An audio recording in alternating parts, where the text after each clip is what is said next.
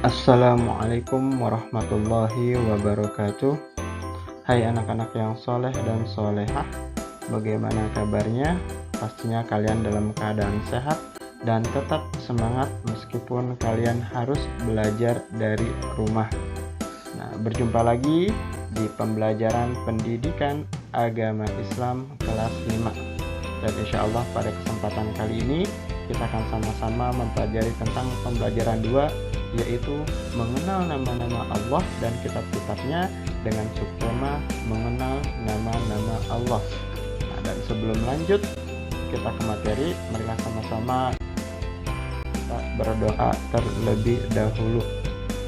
Bismillahirrahmanirrahim. Raditu billahi rabba wa bil islami dina wa bi Muhammadin nabiyya wa rasula. Rabbi zidni ilman warzuqni fahman. Yang akan kita bahas saat ini adalah mengenal nama-nama Allah. Nah, dengan bagian-bagiannya, yang pertama mengenal makna Asmaul Husna, Al-Mumit, Al-Hayyu, Al-Qayyum, dan Al-Ahad, dan juga contoh meneladani Asmaul Husna, Al-Mumit, Al-Hayyu, Al-Qayyum, dan Al-Ahad.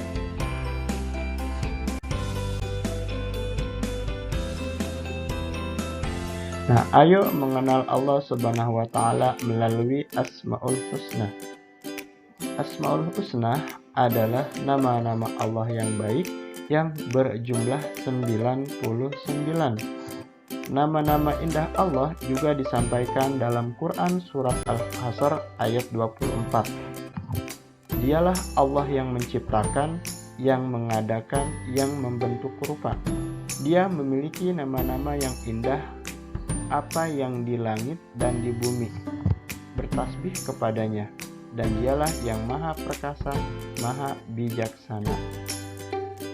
Adapun pada pembelajaran ini, kita akan membahas 4 Asmaul Husna, yaitu Al-Mumit, Al-Hayyu, Al-Qayyum, dan Al-Ahad. Yang pertama adalah Al-Mumit. Al-Mumit artinya yang maha mematikan. Allah Subhanahu wa Ta'ala telah berfirman, setiap yang bernyawa akan merasakan mati. Surat Al-Imran ayat 185. Allah yang menakdirkan kematian bagi makhluk yang ditetapkan kematian. Allah juga yang mematikan dengan menahan nyawa bagi jasad yang dikehendaki. Sebagaimana firman Allah Subhanahu wa Ta'ala, maka dia tahanlah jiwa orang yang telah dia tetapkan kematiannya, dan dia melepaskan jiwa yang lain sampai waktu yang ditentukan. Sesungguhnya pada yang demikian itu terdapat tanda-tanda kekuasaan Allah bagi kaum yang berpikir. Surat Al-Zumar ayat 42.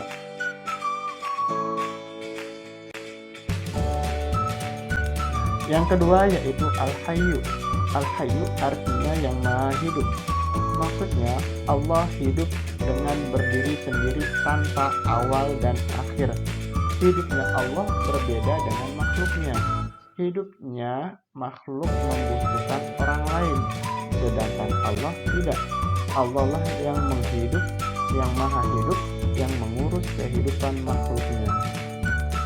Allah Subhanahu wa Ta'ala adalah maha hidup, yang berarti kehidupan Allah langgeng atau abadi tiada akhir. Dialah Allah yang memberi kehidupan dan juga mengakhiri kehidupan. Dialah Allah yang memberikan anugerah kehidupan bagi seluruh makhluknya. Dialah Allah yang tiada mengantuk apalagi tidur untuk mengurus kehidupan manusia.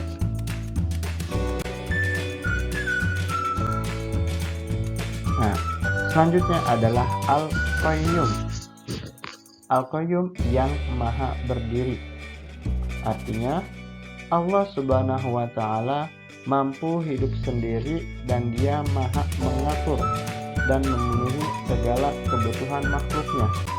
Dia yang mengurus makhluknya tanpa membutuhkan bantuan siapapun. Dialah Allah yang maha mengatur segalanya menjadi kebutuhan makhluknya. Sebagaimana dalam firman-Nya, Allah tiada Tuhan selain Dia, yang maha hidup, yang terus-menerus mengurus makhluknya. Quran Surat Al-Imran ayat 2.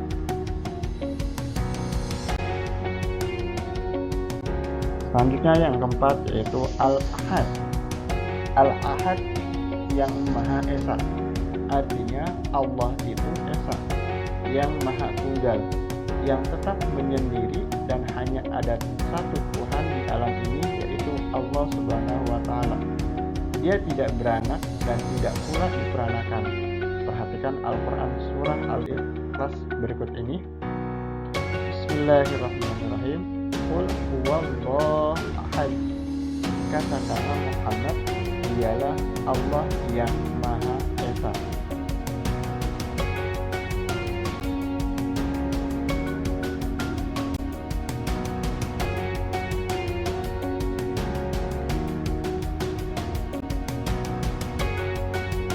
Nah, sekarang bagaimana kita meneladani Asmaul Husna dari yang empat tadi, yaitu Al-Mumit, Al-Hayyu, Al-Qayyum, dan Al-Ahad.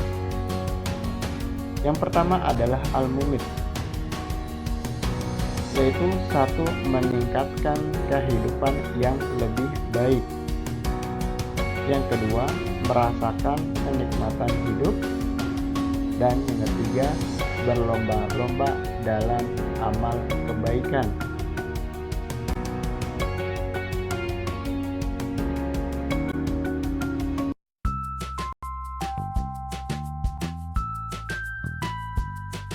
Sekarang Al-Hayyu. Nah, bagaimana kita meneladani Al-Hayyu? Yaitu satu, menyadari kehidupan manusia adalah sementara. Kita harus berbekal amal soleh sebanyak-banyaknya agar bahagia hidup di akhirat. Kedua, hidup bermanfaat untuk diri sendiri dan orang lain. Memberikan kemanfaatan untuk orang lain membuat hidup lebih berarti. Sebaik-baiknya manusia adalah yang bermanfaat untuk orang lain. Yang ketiga yaitu hidup memiliki karya yang bermanfaat untuk orang lain. Usia manusia sangatlah terbatas. Tetapi jika kalian memiliki karya yang bermanfaat untuk orang lain, nama kalian akan harum dan dikenang sepanjang masa. Allah Subhanahu wa Ta'ala akan memberikan penghargaan bagi orang-orang yang memiliki karya. Yang keempat yaitu tidak menyakiti kehidupan orang lain, tidak menyakiti binatang, dan tidak mengabaikan kehidupan. Nah, selanjutnya yaitu Al-Qayyum. Nah, yang pertama yaitu hidup tidak selalu bergantung kepada orang lain. Dalam menjalani kehidupan, kalian harus memiliki semangat mandiri. Apabila sedang berada di rumah, kalian harus mampu memenuhi kebutuhan pribadi secara mandiri. Misalnya, merapikan tempat tidur, menyiapkan peralatan sekolah, dan menyiapkan sendiri pakaian sekolah kalian. Nah, yang kedua, memiliki keterampilan untuk kebutuhan diri sendiri. Nah, kalian harus memiliki keterampilan untuk hidup mandiri, seperti terampil bersepeda, terampil membersihkan dan merapikan rumah, dan juga menjaga kesehatan. Nah, yang ketiga yaitu memiliki kepedulian pada kehidupan orang lain. Kita harus memiliki semangat untuk membantu orang lain, baik yang membutuhkan kebutuhan lahir maupun batin. Nah, sekarang yaitu Al-Ahad. Bagaimana kita meneladaninya? Yang pertama yaitu kita satu, hanya beribadah kepada Allah Subhanahu wa Ta'ala. Yang kedua, senantiasa mempercayai bahwa Allah hanya satu. Yang ketiga, senantiasa meningkatkan ketaatan kepada Allah Subhanahu wa Ta'ala. Yang keempat yaitu beribadah untuk mencari ridho Allah Subhanahu wa Ta'ala. Nah, inilah ya teladan dari sifat dari Asmaul Husna Al-Ahad. Nah, sekarang rangkuman dari materi keseluruhan yang tadi kita bahas adalah yang pertama, nama-nama Allah yang indah dikenal dengan sebutan Asmaul Husna. Asmaul Husna berjumlah 99 nama. 1. Al-Mumit, artinya yang maha mematikan, maksudnya Allah dengan kekuasaannya mampu menghidupkan dan mematikan makhluknya. Yang ketiga, Al-Hayyu, artinya yang maha hidup. Allah akan hidup kekal ketika seluruh makhluknya binasa. Yang keempat, Al-Qayyum, artinya yang maha berdiri sendiri atau mandiri, maksudnya Allah tidak membutuhkan bantuan siapapun dalam mengurus makhluknya.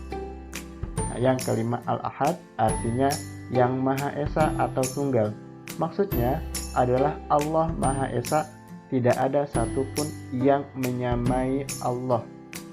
Allah adalah Tuhan yang berhak disembah. Allah adalah Tuhan seluruh alam semesta. Nah, ini adalah rangkuman dari pembahasan materi kita pada hari ini. Nah, dan untuk tugasnya hari ini yaitu kalian mencatat rangkuman dari bahasan kita hari ini, lalu difotokan, lalu kirim melalui WA grup atau Japri. Nah, demikianlah materi pada hari ini. Mudah-mudahan yang Bapak sampaikan ini bisa kalian pelajari dengan baik, bisa kalian tanamkan dalam kehidupan sehari-hari. Nah, sampai berjumpa di pertemuan berikutnya. Wassalamualaikum warahmatullahi wabarakatuh.